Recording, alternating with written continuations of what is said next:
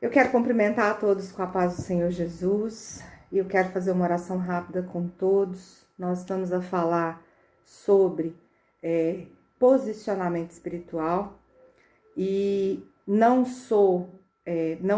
eu quero dizer que eu não sou uma pessoa assim versada no assunto. Eu quero compartilhar coisas que o Senhor tem me ensinado, estudos que eu tenho feito e que eu acho que são interessantes para nós, todos os cristãos, nesse momento. Por isso que eu escolhi esse tema. Eu li alguns livros nesse sentido e o Senhor tem falado muito comigo nesse assunto. Então eu vou orar com vocês. Senhor Deus, nós estamos aqui na Tua presença, Pai. Nós queremos Te louvar, Te adorar e Te engrandecer. E nós queremos Te pedir que o Senhor esteja na direção. Pai, eu quero Te pedir também que o Senhor repreenda, Senhor, todo o mal que possa se levantar para atrapalhar essa reunião. Em nome de Jesus, do Senhor é esse trabalho.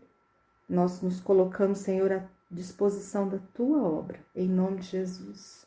Amém. Amém. Eu tinha pedido para vocês, eu mandei no WhatsApp, pedindo para que todos tivessem papel e caneta, né, para anotarem qualquer dúvida, né? Nós vamos estar abrindo mais no final para alguma dúvida. O objetivo, então, é falar sobre posicionamento espiritual, mas nós vamos começar falando sobre guerra espiritual. O que é? Uma coisa é a guerra espiritual, outra coisa são as batalhas espirituais, ou seja, uma guerra é formada de muitas batalhas. Algumas batalhas a gente pode, talvez, parecer que está perdendo, mas aí com outras batalhas nós nos recuperamos, né? Nós até podemos perder terreno em algumas áreas, mas o Senhor, então, o Espírito Santo, ele vai nos mostrando aonde nós devemos lutar, de que maneira nós devemos lutar. E a guerra espiritual, na verdade, ela é o confronto entre o bem e o mal que foi travado. Quer dizer, são as forças da luz contra as forças das trevas, ou seja, a guerra entre Deus e o diabo. Ela começa, então, bem antes da criação do homem, né? A guerra espiritual é algo que vai começar antes do Éden, que vai começar quando no céu Deus tinha, então, Lúcifer, que era um anjo de luz, que foi criado por Deus sem maldade, ele não foi criado para ser mal, né? No entanto, Lúcifer, de alguma maneira, se contamina com o mal. E nós vamos ler alguns versículos que nos mostram o que a Bíblia nos diz a esse respeito, para nós entendermos essa conclusão, né? Como é que chegamos a essa conclusão? Onde é que se diz que realmente Lúcifer era um anjo de luz e se tornou um anjo caído, né? Então, nessa guerra, fazem parte dessa guerra Deus e os anjos, certo? Nós, a humanidade que foi criada por Deus, o diabo e os anjos caídos, né? E mesmo que não seja da nossa vontade, nós já entramos num mundo em guerra. Ou seja, nós já nascemos em meio a essa guerra. E fazemos parte dela mesmo que nós não tenhamos a intenção de guerrear. Percebe? Então, não tem uma zona desmilitarizada.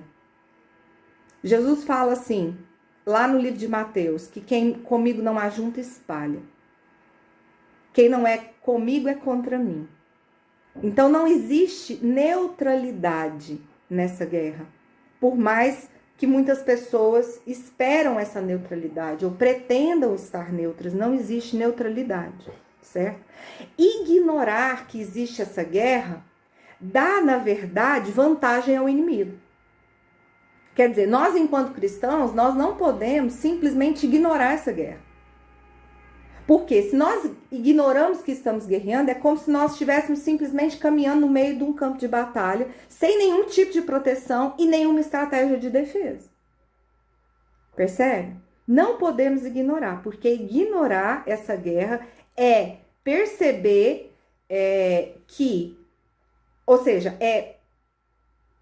permitir, na verdade, que o inimigo faça o que bem lhe entende, o que bem lhe aprouver, certo? De forma em que mesmo as pessoas podem ser usadas como armas do inimigo, às vezes sem perceber, certo? Então, por isso, esse é um motivo que é importante nós conhecermos, nós entendermos sobre guerra espiritual. E batalhas espirituais, então, são situações que nós vivenciamos durante a vida, que nós precisamos discernir e nós precisamos também aprender a tomar posição, certo? O objetivo de tomar posição é não permitir que o inimigo tenha vitórias ou que ele ganhe terreno nas nossas vidas, nas nossas famílias e na obra de Deus num todo, na obra do Senhor.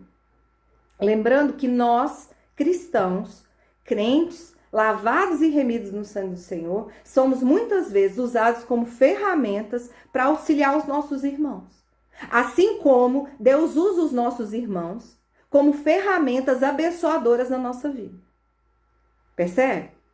Então, assim, é interessante que eu, no início da minha caminhada cristã, eu não gostava desse termo. Sabe? Quando eu ouvia falar alguma coisa sobre guerra, eu achava ofensivo. Porque eu falava assim, eu sou cristã, eu não quero brigar com ninguém, eu não quero lutar com ninguém. E esses termos, guerra espiritual, batalha espiritual, resistência espiritual, eu achava assim, mas é estranho. Mas nós não podemos pensar dessa forma, nós temos que entender a nossa posição. E é sobre isso que esse curso vai falar. Então agora nós vamos falar sobre os personagens dessa guerra. Quer dizer, quais são os personagens dessa guerra espiritual, né?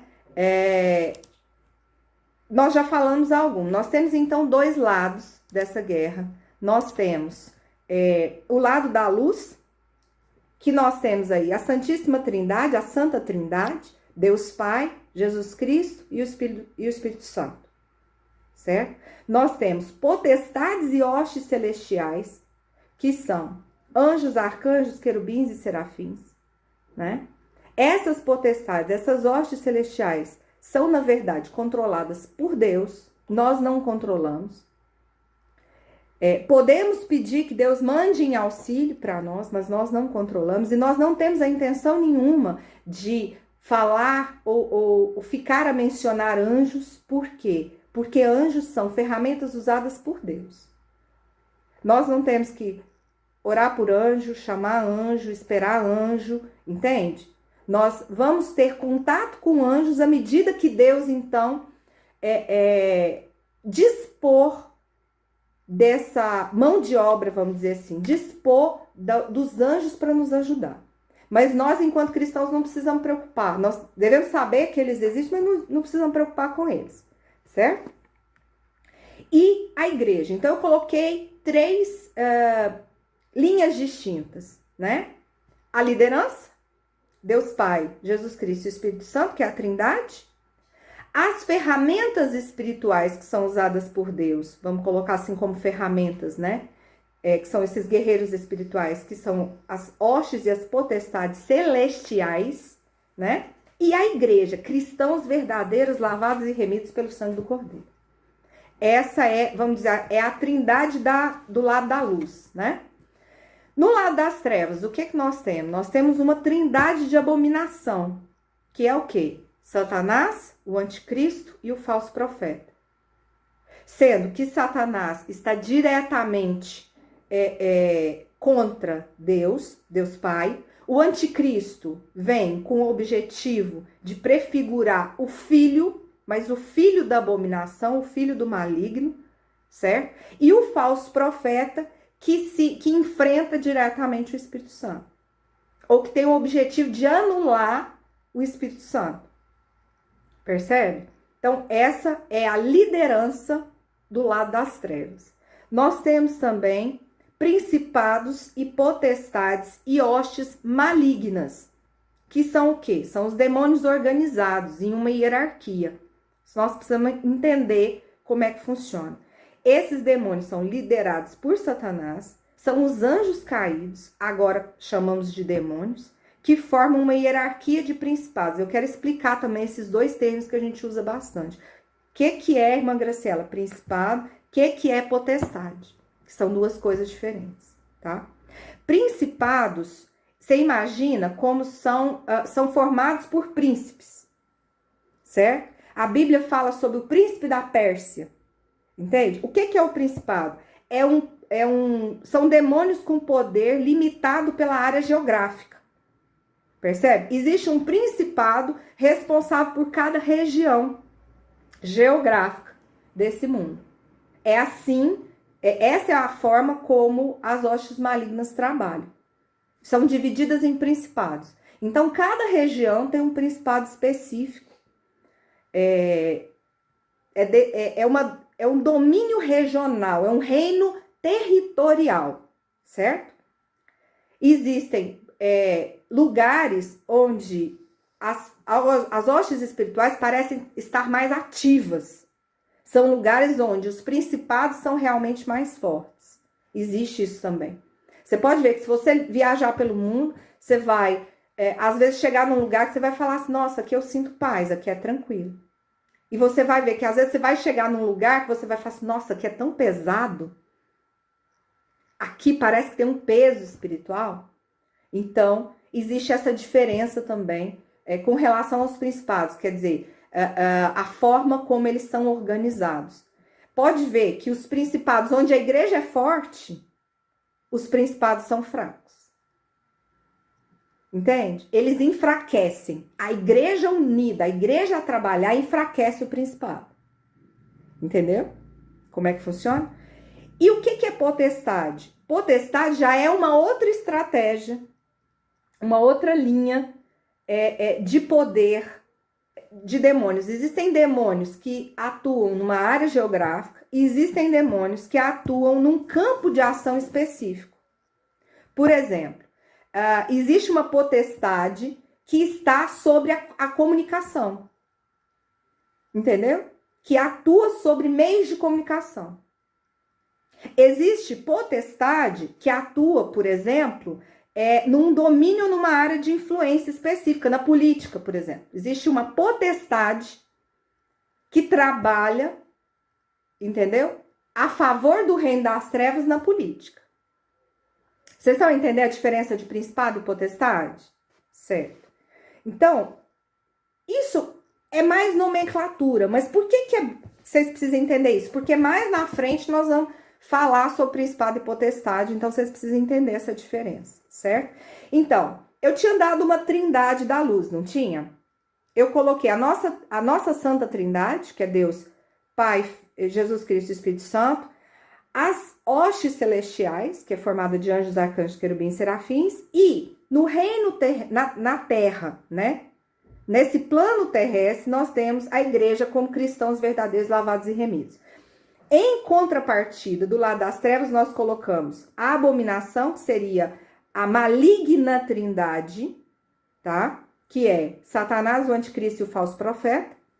Nós temos as hostes malignas, que se contrapõem a essas hostes celestiais, que são esses demônios que são organizados em principados e potestades.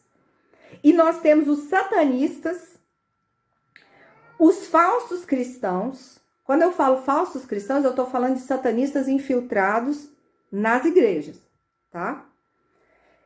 E todos aqueles que não aceitaram a Cristo como Senhor e Salvador, certo? Então, existe uma divisão de 3 também no reino das trevas, que se contrapõem, percebe? Quer dizer que nesse reino terreno, nós temos os cristãos lavados e remidos, que são ferramentas de Deus aqui, não temos? Mas o diabo também tem os seus seguidores. Eu não sei se vocês sabem, mas lá nos Estados Unidos já existe a igreja de Lúcifer. Eu não sei se todos aqui já sabem, mas eu já li matérias sobre isso, eu já vi fotos sobre isso. Eles fazem rituais satânicos, eles têm liberação do governo para atuar, porque os Estados Unidos têm uma constituição ligada à liberdade religiosa. Então, eles têm, inclusive, feito abortos em rituais que estão sendo protegidos pelo Estado, pelo governo.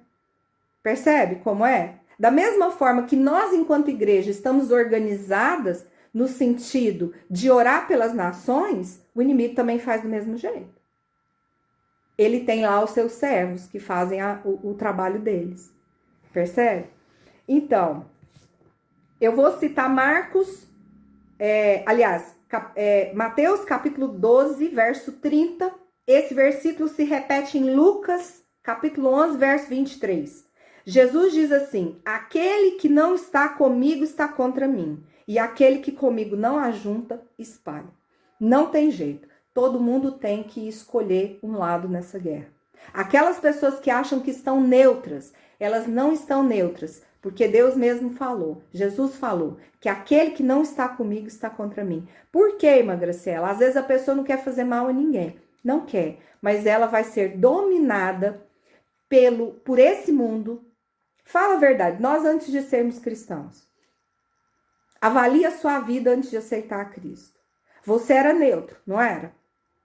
Você não ia atrás de um terreno, por exemplo, um terreiro de macumba, alguma coisa assim. Você não ia atrás para poder adorar o diabo. Mas ao mesmo tempo, você, enquanto não tinha sido lavado e remido pelo sangue de Jesus, podia ser usado pelo inimigo contra qualquer pessoa. E o inimigo te usava não era só contra os outros, era contra você mesmo, para a destruição da sua própria alma. Percebe? Se nós olharmos com um olhar de como é que eu vou falar assim, de realidade, nós vamos perceber que mesmo nós, antes de aceitar a Cristo, nós estávamos passíveis de ser usados pelo inimigo. Mas vamos lá. Falando sobre os personagens dessa guerra, certo? Agora vamos falar como é que essa guerra começou, certo? Essa guerra entre o nosso todo-poderoso Deus, Criador, Senhor sobre todas as coisas, e Satanás começa no céu, certo? Antes, ele era um anjo de luz chamado Lúcifer, ele cria uma rebelião nos céus e ele tenta se entronizar acima de Deus, certo? Eu quero citar Ezequiel 28, versos 12 a 19, que dizem assim, eu vou ler rapidamente. Filho do homem, erga um lamento a respeito do rei de Tiro e diga-lhe, assim diz o Senhor, o soberano Senhor, você era o modelo de perfeição, cheio de sabedoria e de perfeita beleza. Você estava no Éden, no jardim de Deus. Todas as pedras preciosas o enfeitavam. Sárdio, topázio, diamante, berilo, ônix e jaspe, safira, carbúnculo e esmeralda. Seus engates e guarnições eram feitos de ouro. Tudo foi preparado no dia em que você foi criado. Você foi ungido como um querubim guardião, pois para isso eu o determinei. Você estava no Monte Santo de Deus e caminhava entre as pedras fulgurantes. Você era inculpável em seus caminhos desde o dia em que foi criado até o dia que se achou maldade em você. Por meio do seu amplo comércio, você encheu-se de violência e pecou. Por isso, eu o lancei em desgraça para longe do monte de Deus, e eu o expulsei, ó querubim guardião, do meio das pedras fulgurantes. Seu coração tornou-se orgulhoso por causa da sua beleza, e você corrompeu a sua sabedoria por causa do seu esplendor. Por isso, eu o atirei à terra. Fiz de você um espetáculo para os reis. Por meio dos seus muitos pecados e do seu comércio desonesto, você profanou os seus santuários. Por isso, fiz sair de você um fogo que o consumiu. E eu reduzi você a cinzas no chão, à vista de todos os que estavam observando. Todas as nações que o conheciam ficaram chocadas ao vê-lo. Chegou o seu terrível fim, você não mais existirá. Os teólogos falam que quando Ezequiel coloca dessa forma, esse fogo consumidor que consumiu, foi mesmo a transformação de Lúcifer como um anjo de luz, deixando de ser esse anjo de luz e se tornando então Satanás. Isaías 14, do verso 12 ao verso 15, diz assim: como você caiu dos céus, ó estrela da manhã, filho da alvorada. Você foi atirado à terra, você que derrubava as nações. Você que dizia no seu coração, subirei aos céus, erguerei o meu trono acima das estrelas de Deus. Eu me assentarei no monte da Assembleia, no ponto mais elevado do Monte Santo. Subirei mais alto que as mais altas nuvens, serei como o Altíssimo. Mas as profundezas do céu você será levado, irá ao fundo do abismo.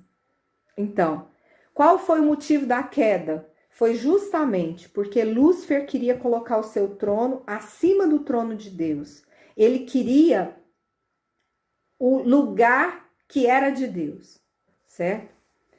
Por causa disso, Deus o lançou dos céus, mas ele não foi sozinho. Ele foi lançado junto com a terça parte dos anjos que transgrediram e foram liderados por ele nessa rebelião. Deus então retirou deles toda a luz, porque a luz pertence só ao Criador. Por isso que nós falamos que ele é o Senhor das trevas, certo? Não sobrou nele luz nenhuma. O que sobrou foram trevas. Então, eu quero citar agora Lucas 10, 18, quando Jesus diz assim, o versículo diz assim, ele respondeu, aqui está falando de Jesus, eu vi Satanás caindo do céu como relâmpago. Certo? Eu quero citar também Apocalipse 12, verso 3 e 4, e também o verso 9, que diz assim, então apareceu no céu outro sinal, um enorme dragão vermelho com 7 cabeças e 10 chifres, tendo sobre as cabeças 7 coroas. Sua cauda arrastou consigo 1/3 das estrelas dos céus, lançando-as na terra. E foi expulso o grande dragão, a antiga serpente, que se chamava Diabo e Satanás, o sedutor de todo mundo. Sim, foi atirado para a terra e com ele os seus anjos. Então, o que nós entendemos disso? O que os teólogos já entenderam disso? É que nessa rebelião que aconteceu no céu, quando Lúcifer se levanta, se ensoberbece e quer o lugar de Deus, ele corrompe 1/3 dos anjos. E esse 1/3 dos anjos são os que hoje nós chamamos de demônios e que servem a Satanás, certo? E ele está onde? Aqui na terra. O domínio dele é aqui na terra. A palavra de Deus diz que ele é o príncipe deste mundo. E quem domina este mundo de pecado, na verdade, é Satanás, certo? Agora, nós sabemos também que ele não pode com Deus. Por que ele domina esse mundo? Satanás não dominava esse mundo. Dentro do Éden, quando Adão estava ainda no estado em que ele foi criado, o domínio era de Deus, completamente, certo? Só que, quando o homem peca, Deus, então, se afasta desse mundo.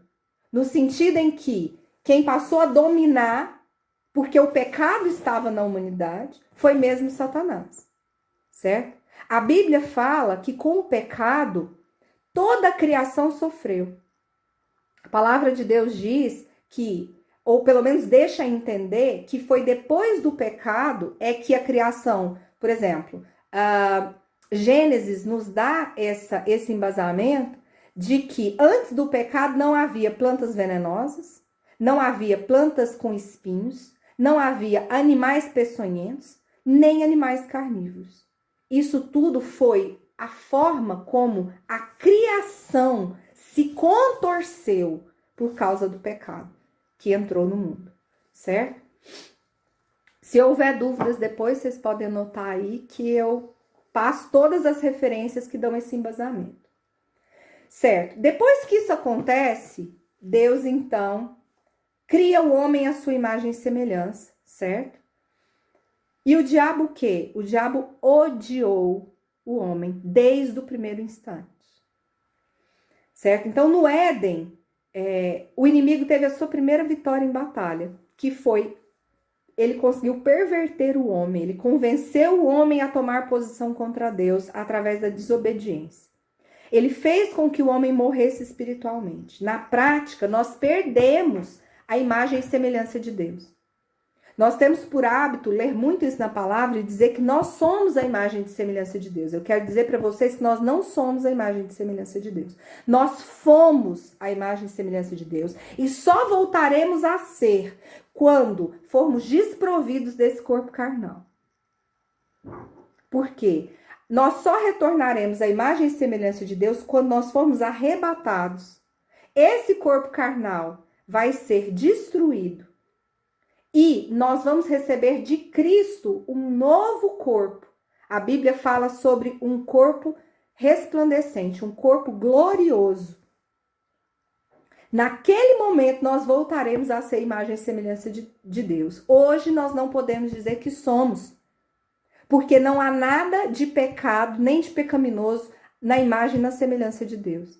E nós temos dentro de nós uma natureza pecaminosa, que entrou com o pecado, que contaminou a humanidade. E por causa disso, nós temos que ter essa consciência de que só mortificando essa natureza pecaminosa é que nós podemos nos aproximar de Deus.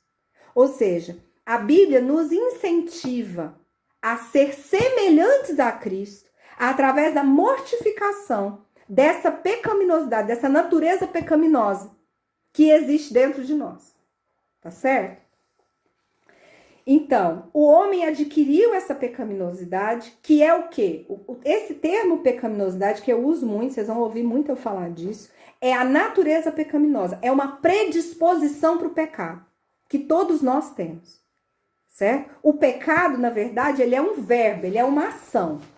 Para pecar, eu tenho que cometer uma ação, percebe? Nós podemos dar nome para o pecado, são verbos. Pecado é o quê? Mentir, roubar, matar, escarnecer de uma outra pessoa, e muitos outros. Aí eu não vou citar todos aqui, que senão nós vamos acabar, vai acabar o tempo e eu não vou citar tudo, porque haja lugar para pecado, e tem espaço. O ser humano tem essa habilidade. O apóstolo Paulo já dizia numa das suas cartas que o ser humano fica inventando novas formas para pecar. Certo? Então, o pecado, ele é um verbo, ele é uma ação, mas ele nasce com um pensamento ou com uma intenção do coração, certo? Só que é necessário uma escolha. Ou seja, o pecado, ele nasce na intenção e ele é consumado numa ação. Uma pessoa, quando pensa, ou quando fala assim, eu vou sair de casa e vou roubar alguém, um criminoso, por exemplo. Então, ele já sai com a intenção de pecar. Sempre há uma intenção anterior. O pecado, ele na vida do cristão, ele tem que ser um acidente. Ele tem que ser algo que aconteceu num momento que a pessoa estava distraída ou decaiu da graça por aquele minuto. Entendeu? Não pode ser algo planejado. Percebe? Mas nós vamos falar um pouquinho mais disso daqui a pouco. O que acontece, então, quando o inimigo consegue que o homem caia em desobediência? Veja bem. Peço desculpa. Deus tinha colocado apenas uma regra. E é importante a gente entender isso. Quando Deus cria o Éden e coloca Adão ali dentro, Deus dá a Adão uma regra. Deus diz para ele assim, de todas as árvores do jardim, você pode comer, menos da árvore que está no centro do jardim, a árvore do conhecimento do bem e do mal. Dela você não pode comer. Essa é a única regra que Deus impõe ao homem. E naquele tempo, a Bíblia diz que Deus descia ao Éden todo entardecer. Deus andava com Adão. Deus tinha comunhão com Adão. Deus tinha intimidade com Adão. Deus gastava tempo com Adão todos os dias. E ele só tinha apenas uma regra, que era não desobedecer. Ah, irmã Graciela, mas por quê? Já vi uma vez uma criança perguntar isso, mas por que Deus pôs essa árvore então? Se esse problema todo começou porque Adão e Eva, primeiro a Eva, claro, se alimentaram do fruto da árvore que não podiam se alimentar. É simples. Porque Deus requer do homem fidelidade por opção. Se não houvesse uma árvore dentro do jardim, da qual o homem não podia consumir, o homem seria obediente a Deus por falta de opção. Percebe? O que Deus quer de nós é obediência por opção. Deus deu ao homem livre arbítrio. Isso quer dizer o poder de escolha. E para que o homem fosse fiel a Deus, teria que ser por escolha própria. Não existe para Deus fidelidade sem opção. E fidelidade para Deus é nós abrirmos mão de algo por amor a Ele. Essa é a definição de fidelidade a Deus. Desde lá do Éden. É desde o Éden. Ou seja, não começou agora. Então, nós sendo cristãos, se nós pensarmos que nós vamos conseguir ser fiel a Deus sem abrir mão de alguma coisa, nós estamos enganados. Porque alguma coisa Deus vai requerer de nós. Às vezes ele requer alguma coisa diferente de cada pessoa, viu? Porque Deus trabalha com a gente de maneira personalizada. Eu aprendi isso. Deus, ele é justo. Ele fez pessoas muito diferentes. Cada um de nós é diferente. Na sua maneira de ser, na sua maneira de agir. Entende? E a justiça de Deus, ela é soberana porque ela está sobre pessoas diferentes, sendo provadas de maneiras diferentes. Então, Deus prova a nossa fidelidade de maneira diferente para cada um de nós. Por isso que Jesus manda a gente não julgar. Ele ensina a gente não julgar. Percebe? Mas vamos continuar.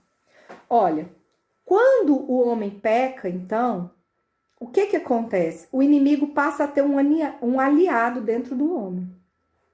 Percebe? O inimigo passa a ter... Nós passamos a ter trevas dentro de nós, que é essa natureza pecaminosa. Que vai nos incentivar ou vai nos incitar ao pecado. Então, o inimigo passa a ter um aliado dentro do homem, que é essa natureza pecaminosa. Essa natureza, essa pecaminosidade, ela vai direcionar ao pecado, certo? Ela passa, inclusive, a fazer o homem sentir prazer em tudo que o afasta de Deus. Essa é uma grande verdade. Eu vou dar um exemplo. Às vezes, quando a pessoa está muito revoltada com alguém, tá assim, sabe? Não concorda com a pessoa e parece que a gente não sente paz enquanto não fala mal daquela pessoa. Para outra pessoa. Percebe? Você fica assim tão angustiado por dentro que você precisa falar com alguém sobre aquilo lá. Então você corre para alguém e conta e desabafa. Não dá um alívio depois? Só que isso é pecado, é maledicência. Você está difamando alguém para outra pessoa. E outra, você está julgando. Conforme os seus próprios parâmetros. Percebe? Então, assim, existe no pecado, e o que faz com que o pecado seja tão difícil é porque existe um sentimento de prazer no homem em se afastar de Deus. Por isso é que nós vemos tantas pessoas tão envolvidas no pecado. Pecar é fácil, se manter santo é que é difícil. Percebe? Vamos lá. Então, olha só. Desde o Éden, Satanás começou a perseguir e contaminar mentes e corações, levando pessoas para o seu lado, transformando o homem que foi criado por Deus para adorar ao Senhor em um ser infiel a Deus. Ele recebe adoração no lugar de Deus quando há desobediência, certo? As formas de ação do diabo são as mesmas, suas táticas, suas estratégias se repetem ao longo da história humana. O que é? Ele deturpa conceitos. Nós vamos falar sobre cada uma delas em separado. Eu vou citar elas primeiro. Mas depois eu vou mandar... Gente, tem uma apostila. Essa apostila fui eu que escrevi, tá? Não copiei de ninguém, fui eu que escrevi mesmo. Eu vou mandar para vocês depois por e-mail ou por WhatsApp, tá bom? E vocês vão ter isso aqui tudo anotado. Então não preocupa com ficar tomando nota demais, não. Quais as formas de ação do diabo? Deturpar conceitos. Alimentar ambições no homem que nos afastam de Deus, dividir para conquistar, isso está relacionado diretamente, tem duas ações que estão relacionadas diretamente à comunhão. O diabo quer dividir para conquistar e ele quer atacar o elo mais fraco, certo? Isso liga à quebra de comunhão. Por isso é que a igreja foi construída por Deus, foi estruturada, Jesus estruturou os discípulos para andarem juntos, entende? E para que as pessoas tenham comunhão uns com os outros. E não é à toa que a Bíblia fala tanto, o apóstolo Paulo fala tanto sobre a necessidade de comunhão do ser humano. É porque quando nós estamos em comunhão, nós fechamos muitas passagens que o inimigo utiliza para lutar contra a igreja. Percebe? Então, esses são dois itens que estão ligados diretamente à comunhão. Então, criar distrações é mais um. e ele também desestabiliza o homem através do emocional. Essas são as estratégias do diabo. Vocês vão ver ele repetir essas estratégias de maneira cíclica. São áreas em que ele realmente tem tido, muitas vezes ele tem tido vitória. Ele deturpa os conceitos, ele faz com que nós ficamos muito confusos com relação ao nosso relacionamento com Deus. Ele alimenta ambições que muitas vezes nos afastam de Deus, ele divide o povo de Deus para conquistar, ele ataca pessoas que estão mais fracas espiritualmente, ele ataca o elo mais fraco, ele cria distrações e ele desestabiliza o homem através do emocional. Tá. Para dar uma ideia, a nossa vida espiritual, eu fiz uma alegoria aqui para a gente poder entender um pouco. Na verdade, eu quis dar um exemplo. E eu falo isso pela minha própria vida, eu já me senti assim. É como se você estivesse tentando conduzir uma charrete, sabe? Imagina que tem cavalos à frente, você está tentando conduzir a charrete, só que ela está desgovernada, os cavalos estão desgovernados, correndo em disparada. E as rédeas que estavam na sua mão, não estão mais na sua mão, estão soltas, caíram no chão, de forma que você não consegue pegar de volta.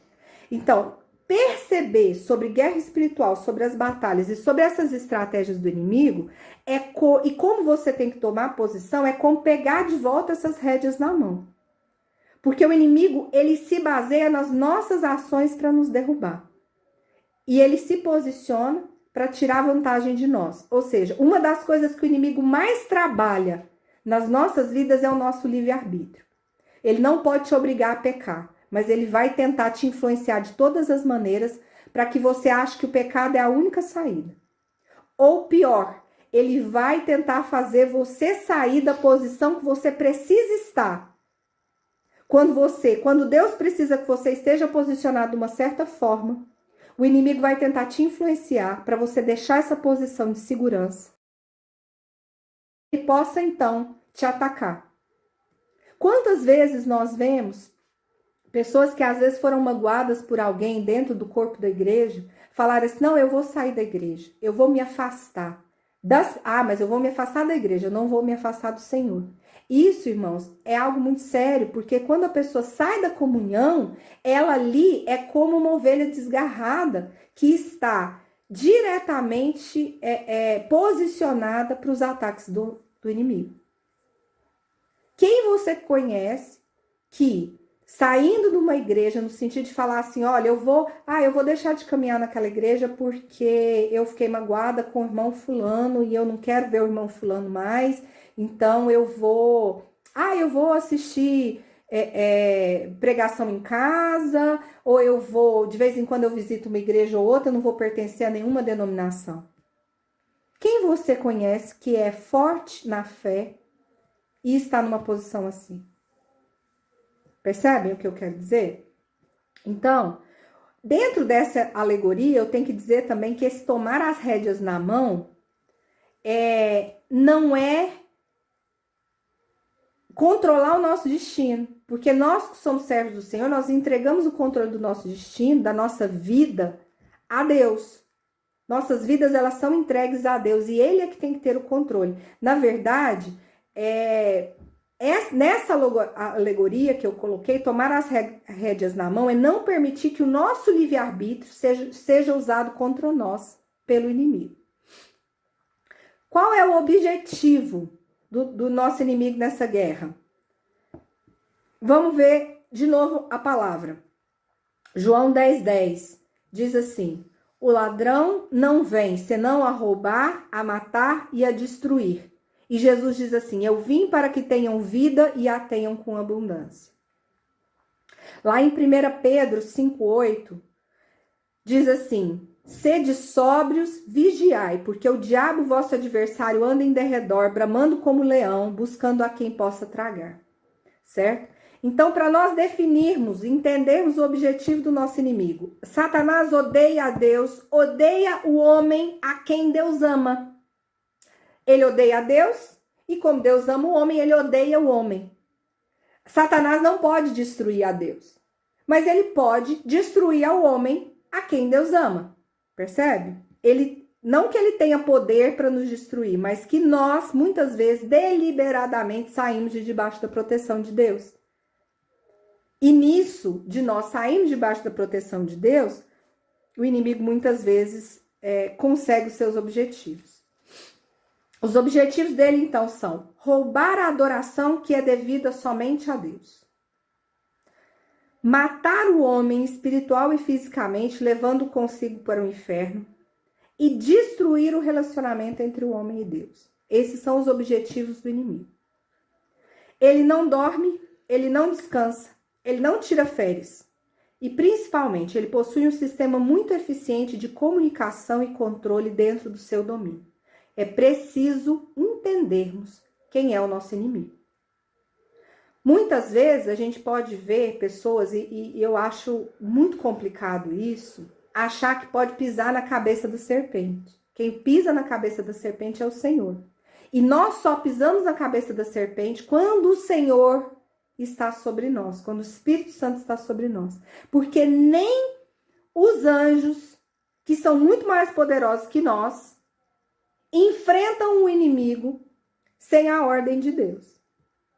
Então, batalha espiritual é saber se posicionar para não estar numa posição em que fica vulnerável ao poder do mal. O que isso quer dizer? Isso quer dizer que se nós estivermos deliberadamente em pecado, e como o pecado são trevas, o diabo consegue me alcançar através dessas trevas. Vocês estão entendendo o que eu estou querendo dizer? O pecado cria uma separação entre o homem e Deus. O que o diabo precisa para ele poder pisar em você? Ele precisa fazer você pecar. Ele precisa fazer você sair do centro da vontade de Deus, através do pecado, para ele poder pisar na sua cabeça. E aí Deus, por causa da sua justiça, entendeu? Muitas vezes tem que ver o diabo oprimir você, não porque Deus não te ama e não quer te salvar, mas porque você se colocou numa posição em que você colocou o domínio do mal sobre você, através do pecado deliberado. Isso é muito sério. E muita gente não tem consciência disso. Porque a gente acha que a gente vai, quer dizer, pequei, tá, acontece. Mas o pecado, para ser vencido, ele tem que haver arrependimento e tem que haver confissão. Ou seja, a pessoa precisa ir diante de Deus arrependida em oração e falar: Senhor, eu reconheço, eu pequei, eu estou arrependido, me perdoa. Aí o que acontece? O que Deus faz então? Jesus nos lava novamente daquele pecado que foi cometido. E aí o diabo já não pode mais ter poder sobre mim.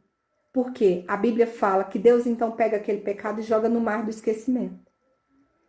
E o diabo então não pode operar mais. Mas todas as vezes que alguém está em pecado deliberado, por conta própria, assim, olha, eu vou dar um exemplo, mágoa. Essa é uma das ferramentas que o diabo usa de maneira poderosa sobre nós. Por quê? Jesus já ensinou, nós não podemos ter mágoa. Mas por que, irmã Graciela? Porque se fizeram algo comigo, é certo, faz parte, é humano ter mágoa. É verdade, é humano ter mágoa, mas a pecaminosidade também é da natureza humana. Então, se você acha que ter mágoa de alguém é direito seu, você pode até achar assim, mas você está dando ao diabo direito legítimo para atuar em cima de você, porque você está em pecado. A oração do Pai Nosso, Jesus fala assim: Senhor, perdoai as minhas ofensas, assim como eu perdoo aquele que me tem ofendido. Você sabe o que quer dizer isso? Se você for fazer uma tradução literal do sentido, é assim: Senhor, se eu não perdoar aquele que me ofendeu, o Senhor também então não vai me perdoar. O que acontece? Você, por opção sua, retém o perdão de Deus, espiritualmente falando. E se você faz isso de maneira deliberada, o diabo tem direito legítimo de atuar na sua vida. Nossa, irmã Graciela, mas é assim? É. Desse jeitinho que eu tô falando pra você. É por isso que você precisa conhecer a maneira como o inimigo atua, para entender que aquilo que você acha às vezes que é um direito adquirido seu, aquela pessoa fez algo contra mim, que não tem como perdoar. É impossível perdoar. Ora, para o ser humano, o perdão é uma coisa que parece impossível. Nós só conseguimos perdoar quando o Espírito Santo atua no nosso coração.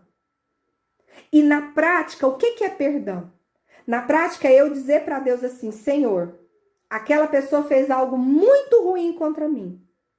Mas esse direito de me sentir dilapidado, de me sentir assim, sabe? Esse direito eu entrego para o Senhor. Por quê? Porque o Senhor morreu na cruz pelos meus pecados. Então, aquilo que eu fiz de ruim contra os outros, o Senhor me perdoa por causa do sangue que o Senhor Jesus derramou na cruz do Calvário. Então, o direito de me sentir assim, eu entrego para o Senhor. Porque quando o Senhor morreu na cruz, não morreu só pelo meu pecado, morreu pelo pecado daquela pessoa que me magoou. E como o Senhor vai perdoá-la, se ela se arrepender disso, eu também tenho que liberar perdão. É obrigatório o crente liberar perdão. O perdão é uma ponte que a gente tem que atravessar para chegar no céu. É assim. Não tem mais nem meio mais. É assim. É isso que a Bíblia fala. Não dá para ter meia interpretação. Mas vocês estão entendendo o que acontece? Por que eu tenho que ter essa clareza? Porque aquela pessoa que acha que tem direito de guardar uma mágoa, ela está legitimando o poder de Satanás sobre a vida dela. Porque ela está em pecado. O inimigo vai ter acesso a ela através disso. E isso é o que a gente chama de brecha. Nós vamos falar disso. Nós vamos falar disso agora. Deixa eu ver que eu fiz uma bagunça com minhas folhas aqui. Só aqui, ó. Olha só. Jesus diz assim. Eu vou ler Mateus 16, 24. Então disse Jesus aos seus discípulos: se alguém quer vir após mim, a si mesmo se negue, tome a sua cruz e siga-me. Esse, a si mesmo se negue, este, tome a sua cruz, é você. O que é o tome a sua cruz? É você considerar a sua vida do jeito que ela é. Talvez você vai olhar ao seu redor e vai ver pessoas que vivem uma vida com menos dificuldade que você. Mas se você olhar bem, você vai ver pessoas que vivem uma vida com mais dificuldade que você. Tomar a sua cruz é não comparar a sua dificuldade com a dificuldade do outro.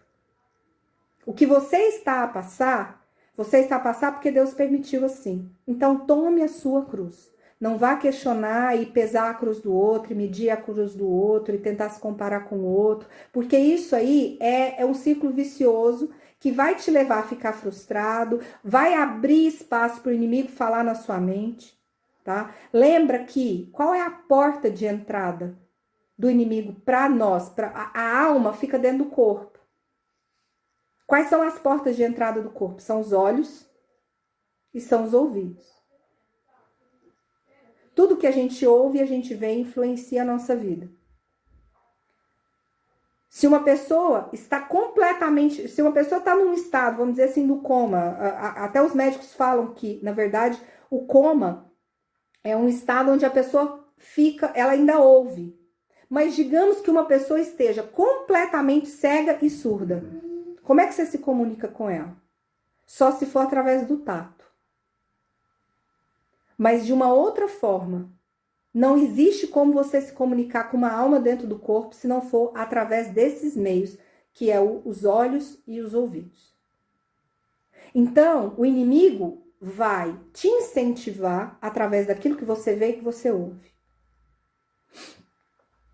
Negar a si mesmo é, na verdade, você negar a pecaminosidade que está dentro de você. Ou seja, o inimigo ele tem um aliado dentro de você.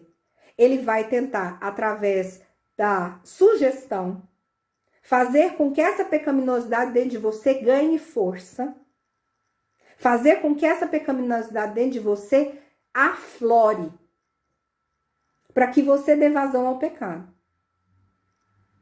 É isso que nos faz, é isso que vai criar a separação entre o homem e Deus. É o pecado. Então, uma vez quando a gente aceita, no momento que a gente aceita Jesus, que a gente se arrepende de todos os nossos pecados, naquele momento nós somos completamente lavados. Mas daí para frente, nós precisamos estar sempre nos lavando no sangue de Cristo. Sempre lembrando que nós continuamos pecadores. Não foi porque você aceitou Jesus, foi lavado e remido no sangue de Jesus, teve o nome escrito no livro da vida, que você tá tudo certo. Não. Todos os dias nós somos incitados ao pecado. E domínio próprio, que é um dos frutos, faz parte do fruto do Espírito, que é tão ensinado nas cartas de Paulo, fala de quê? Fala de negar a si mesmo, negar os seus instintos. Porque o instinto do humano, quando alguém bate boca com você, é falar mais alto. O instinto do ser humano, quando alguém te confronta, é confrontar. Se alguém vier para te dar um tapa, o seu instinto é meter a mão na cara da pessoa. Não é?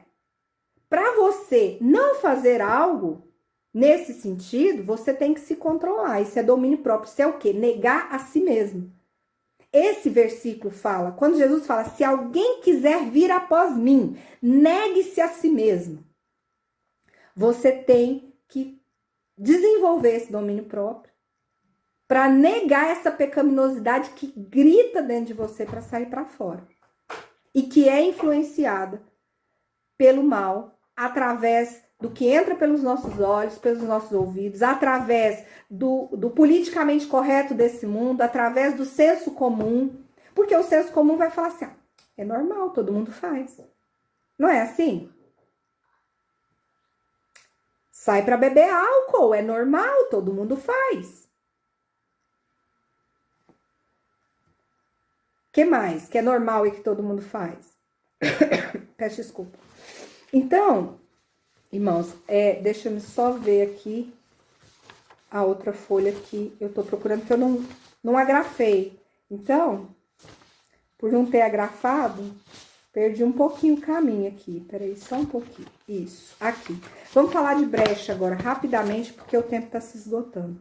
Eu vou passar alguns minutinhos do tempo hoje, só porque nós demoramos um pouquinho mais para começar. Mas vamos lá. Eu quero citar Colossenses 1, versos 13 e 14. Diz assim, vejam bem, Colossenses 1, 13 e 14 diz assim, ele nos libertou do império das trevas e nos transportou para o reino do Filho do seu amor, no qual temos a redenção, a remissão dos pecados. O que é ele, Jesus, nos libertou do império das trevas? Literalmente, Jesus, ele pagou o preço do meu pecado.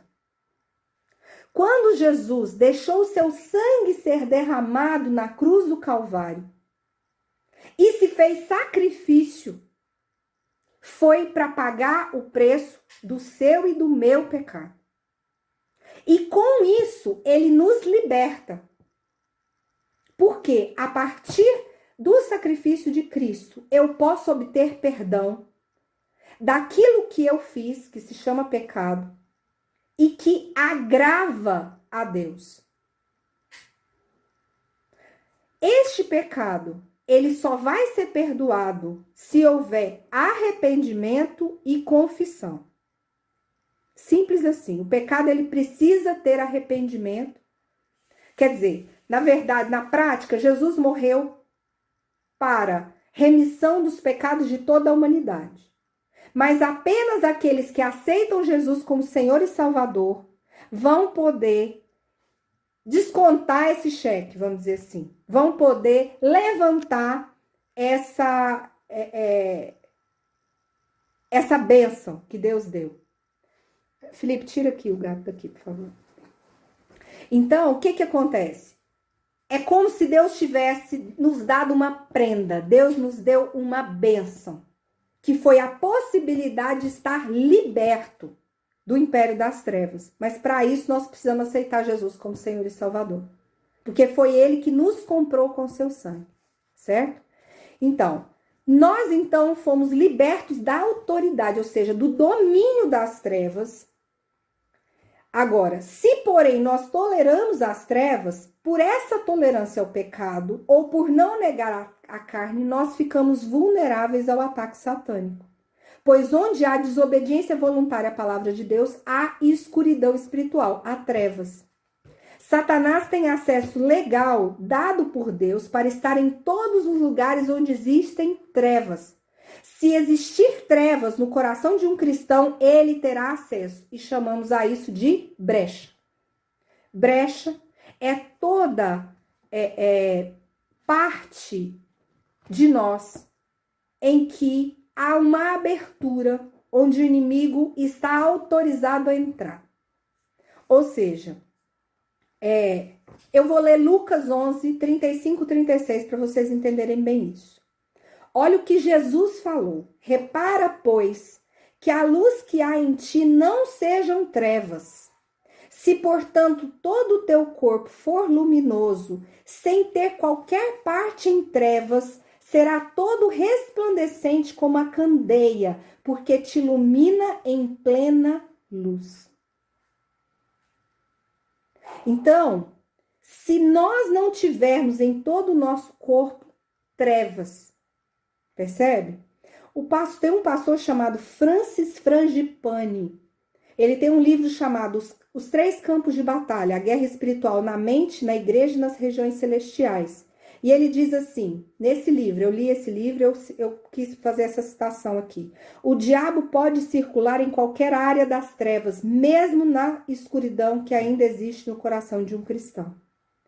Então, eu quero ler também Atos 5, verso 3, que diz assim: Então disse Pedro, Ananias, por que encheu Satanás teu coração para que mentisses ao Espírito Santo, reservando parte do valor do campo? Atos 5, verso 3. Quem era Ananias? Ananias era um membro da igreja primitiva, ele e a sua esposa. Ele ia fazer uma oferta baseado num terreno que ele vendeu. Só que ele mentiu. Talvez para nós isso pode parecer uma coisa tão banal. Ele mentiu. Ele chega a Pedro e diz para Pedro que foi por um valor determinado que ele vendeu aquele terreno. Na verdade, ele tinha vendido o terreno por um valor mais alto. Ele não era obrigado a ofertar. Entendeu? Ele não, entendam bem. Peço desculpa. O que aconteceu com Ananias, que Ananias depois veio perder a vida por causa disso, o que aconteceu com Ananias não foi uma justiça ou um julgamento, porque ele não ofertou tudo. Foi por causa da mentira. Ele tinha vendido o terreno por um valor X e chega diante do apóstolo para dizer o seguinte: olha, tá aqui o valor integral do terreno que eu vendi, que eu vou dar de oferta. Aí Pedro disse para ele assim: mas foi por esse valor que você vendeu o terreno? E aí ele falou: foi. Mas não tinha sido, era por um valor maior, ele guardou a diferença. Se ele tivesse falado assim, era uma oferta, gente. Se ele tivesse falado assim, não, eu vendi o terreno por 1.000, mas eu só quero ofertar 500. Tinha algum problema? Não, ele não estaria mentindo.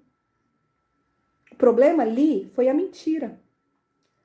Então, o verso diz assim: Então disse Pedro, Ananias, por que encheu Satanás seu coração para que mentisses ao Espírito Santo, reservando parte do valor do campo? Se vocês forem terminar de ler esse texto, ele vai dizer assim: não era seu. Você não era obrigado a vender. Você não era obrigado a ofertar. O erro foi ter mentido. E por causa de uma mentira, Ananias perdeu sua vida. Gente, Deus não se deixa escarnecer. E às vezes a gente acha que mentira é um pecado menor. Eu quero falar um pouco sobre essa questão também de graduação de pecado. A gente acha que pecado maior é matar, pecado maior né? Posso dar inúmeros exemplos aqui. Ah, mentir é uma coisa que às vezes não tem consequência. Então, o ser humano, ele tende a achar que o pecado ele tem uma graduação entre o mais grave e o menos grave, baseado nas consequências que esse pecado pode ter aqui neste plano. Neste plano, talvez uma mentira não seja pecado, não pareça pecado. Por quê? Porque talvez não vá ter consequência. Você encontra com uma pessoa na rua e a pessoa fala pra você assim, nossa, eu vou no sua casa amanhã. Aí você não quer, às vezes, tô cansada, eu quero descansar. Fala assim, não, eu não vou estar em casa. Vai, você vai estar em casa, fala que não vai, né? Só pra não fazer o compromisso. Isso é o tipo de mentira que a gente pensa assim, não vai ter gravidade. Por quê? Porque não matou ninguém, não destruiu a vida de ninguém. Foi algo corriqueiro. Mas é pecado e pecado afasta a gente de Deus de qualquer forma. Então, neste plano, às vezes um pecado pode parecer menor. Mas para Deus tudo tem o mesmo tamanho, porque tudo é desobediência a Deus. Entendeu? Então, no plano espiritual, não existe um pecado grande e um pecado pequeno. E a gente acha que matar é um pecado mais grave, porque aquela pessoa que morreu nunca mais vai voltar à vida, a família vai ter perdido o ente querido, então é algo mais grave, mas a gente pesa em função das consequências. Então, peço desculpa. Olha só, a Bíblia deixa claro que a pecaminosidade dentro de nós recebe de bom grado as sugestões do inimigo e as aceita, assim como providencia uma justificativa. Nós, quando queremos defender, e muitos de nós às vezes defendemos essa pecaminosidade dentro de nós, nós criamos justificativas para cada erro, para cada pecado, para cada situação. Isso é complicado, isso vai contra o negar a si mesmo. E eu quero citar uma frase do pastor Augusto Nicodemos Lopes, que eu achei muito interessante. Diz assim: quando Judas ficou possesso por Satanás, não caiu no chão, não revirou os olhos, não falou com voz diferente, não ficou doente ou encurvado, não ganhou força descomunal, simplesmente saiu e foi ganhar dinheiro vendendo Jesus aos sacerdotes. Tem muito mais gente, tem muito mais gente possessa por Satanás do que se pensa. Isso é uma frase do pastor Augusto Nicodemos Lopes, que é um pastor lá do Brasil, e tem uns insights muito interessantes. Se a gente for avaliar Judas, a gente vai pensar que Judas foi treinado por Cristo. Judas teve o melhor pastor e, no entanto, caiu. Então, o que eu quero dizer com isso? Eu quero dizer que se nós não olharmos para dentro de nós e não tentarmos controlar essa pecaminosidade dentro de nós, infelizmente, nós podemos cair como Judas. Porque o diabo está preparado para nos pegar com laços que às vezes nós vamos sentir muita dificuldade de nos desvencilhar.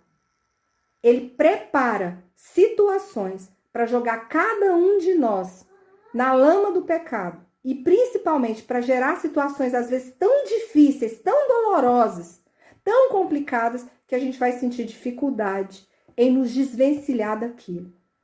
Então deixa eu só falar uma outra coisa.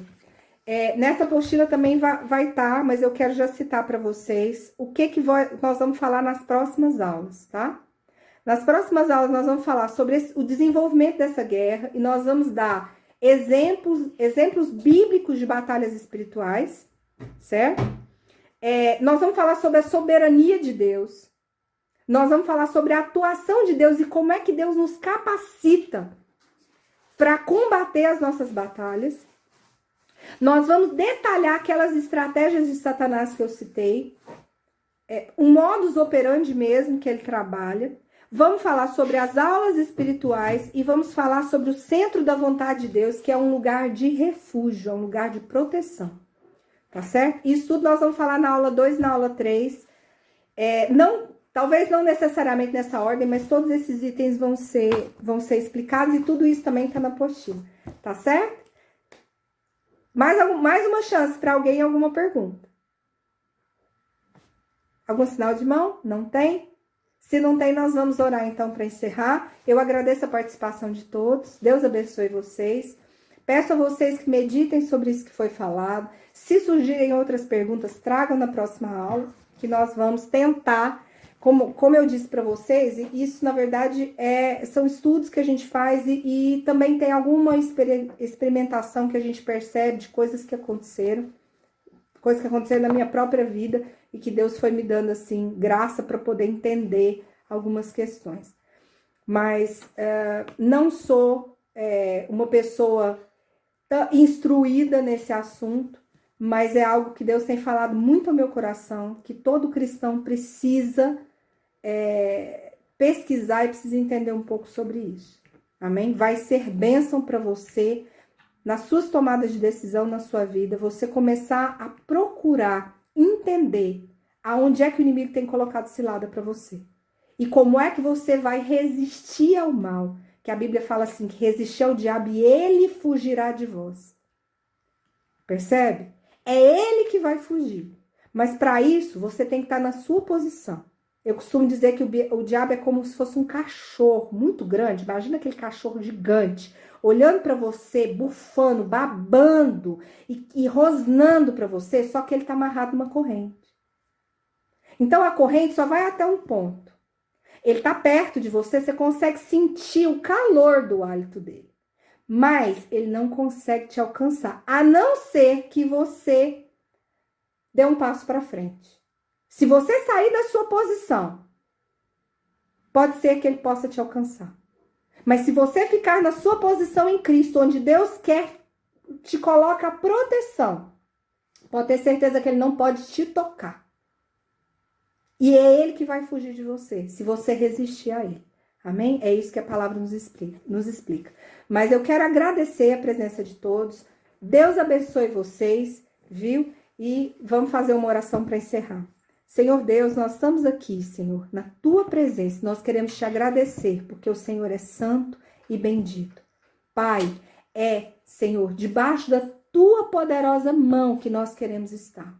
Nós queremos estar debaixo da tua proteção, sem arredar o pé, sem deixar a nossa posição, Senhor. Nós queremos também, Senhor, pedir que o Senhor nos capacite a discernir, a compreender, Senhor, como o inimigo tem tentado nos atingir e tem tentado nos derrubar, Senhor, andando ao nosso derredor. Mas que o Senhor nos capacite, ó Deus, a ter essa compreensão, para que nós possamos ficar no lugar, na posição em que o Senhor nos colocou. Porque quem vence o mal é o Senhor, não somos nós. Nós apenas temos o poder de nos posicionar debaixo da tua poderosa mão. E nós temos também a responsabilidade de nos resguardar do mal, naquilo que nós podemos e conseguimos. E louvamos a Deus porque o Senhor é um Deus compassivo, o Senhor é um Deus misericordioso e o Senhor nos guarda e o Senhor nos protege. Obrigado, Senhor, por tudo que o Senhor tem feito. Em nome de Jesus, eu te peço que o Senhor proteja cada um, Senhor. Pai, guarda e reveste cada um dos teus servos que estão a ouvir, Senhor, essa aula, que estão aqui neste momento e os que vão ouvir depois. Eu te peço, Senhor, uma proteção especial sobre a vida deles. Repreende o mal, Senhor, em nome de Jesus, sobre a vida deles. Em nome de Jesus.